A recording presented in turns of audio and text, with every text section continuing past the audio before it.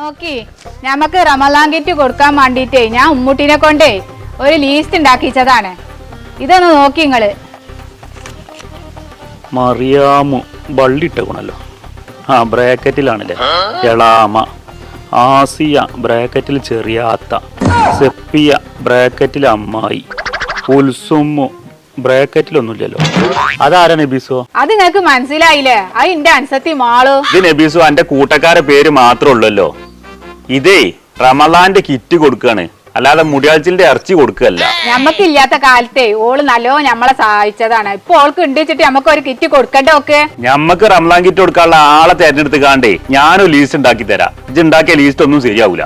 ആ നിങ്ങക്ക് നിങ്ങളെ ബാക്കിയുള്ളവരൊക്കെ എഴുതി ചേർക്കേണ്ടി വരും. നിങ്ങളെ കുറ്റം ഒന്നും എന്റെ ബാക്കിക്കാർക്ക് ആർക്കും മടങ്ങ ആർക്കാച്ചാ കൊടുത്താളി. പേരെഴുതി ഉണ്ടാക്കാനൊക്കെ എളുപ്പമാണ്. നമ്മളെ സഹായിച്ചവർക്കല്ല നമ്മൾ റമളാൻ കിറ്റ് കൊടുക്കേണ്ടത്. നമ്മളെ സഹായിക്കാൻ പറ്റാത്തവർക്കാണ് റമളാൻ കിറ്റ് കൊടുക്കേണ്ടത്. അങ്ങനെ പാവപ്പെട്ടവരെ തെരഞ്ഞെടുത്ത് റമളാൻ കിറ്റ് കൊടുത്തോളി.